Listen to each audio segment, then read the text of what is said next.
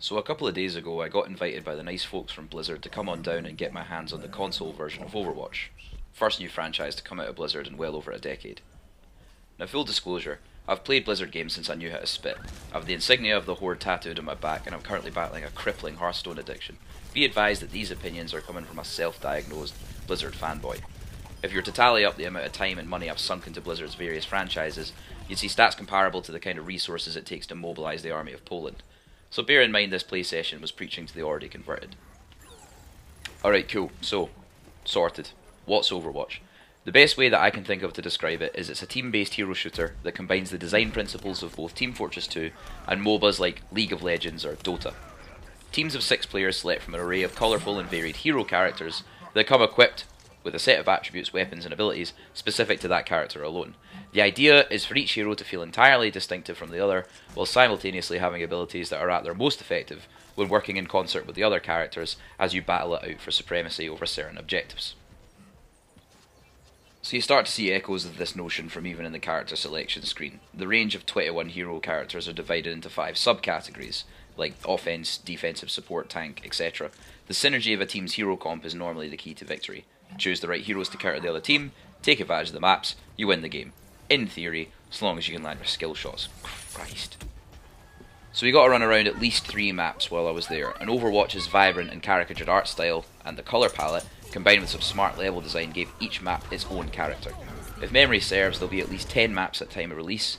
There's currently only 3 game modes, Assault, Escort and Control, which is actually a bit of a disappointment, as none of these modes really reinvent the wheel. And Blizzard have laid out a specific plan for all of the future releases that they're going to make as soon as Overwatch is released to support the game after said release. I was absolutely delighted to hear at the event that all of the new content released for the game will be available to all players that have purchased the game at no charge. I can only commend Blizzard for acknowledging that a new IP should develop a consistent following on its own merit, and the only way to do that is to ensure as many people get to play through their content as possible.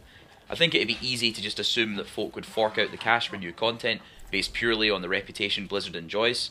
In fact, I'm not convinced they'd be wrong in that assumption. So I applaud them for making the smarter and more customer-conscious decision to not exclude players from the aspects of their franchise if they want to build a new and successful brand. Right, so, meat of the matter, what's the game like to play?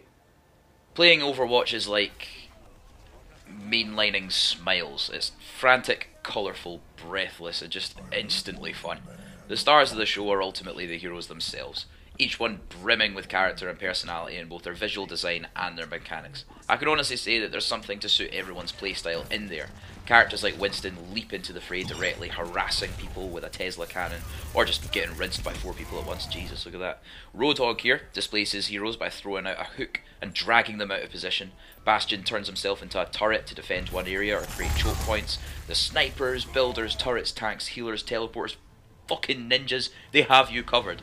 Personally, I got a huge kick out of Faria, whose rocket launcher is reminiscent of the kind of rocket dueling you used to get back in the days of Quake and Doom.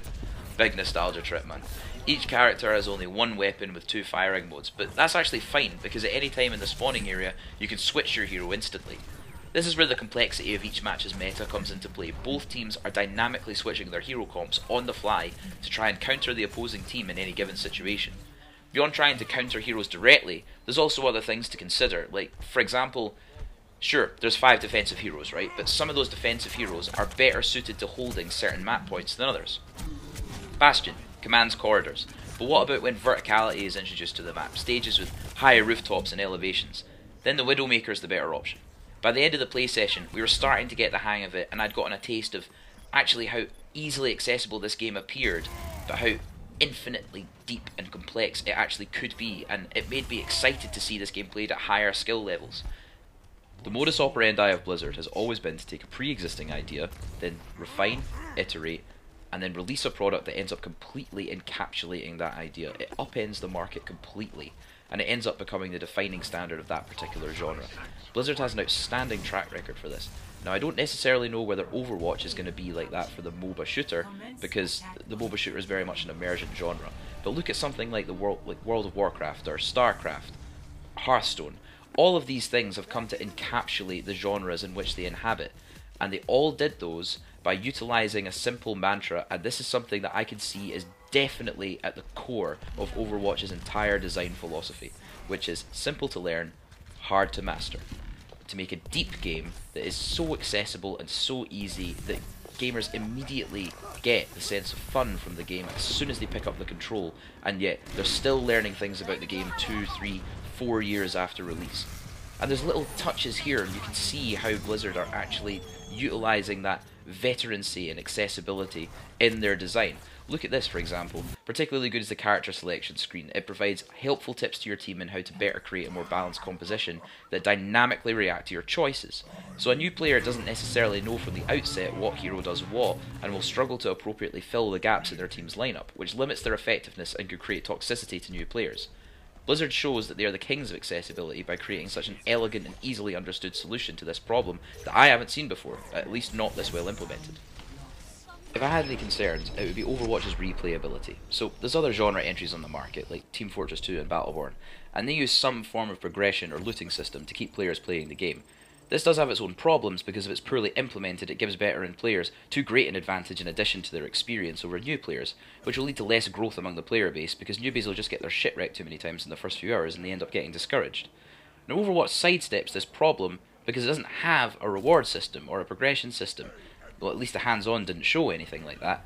And to be honest, the success of games like Left 4 Dead show that a game doesn't necessarily need to have it in order to succeed, but it would be a shame if playing and winning for winning's sake eventually wore thin, and there wasn't anything in place to keep players coming back to the game.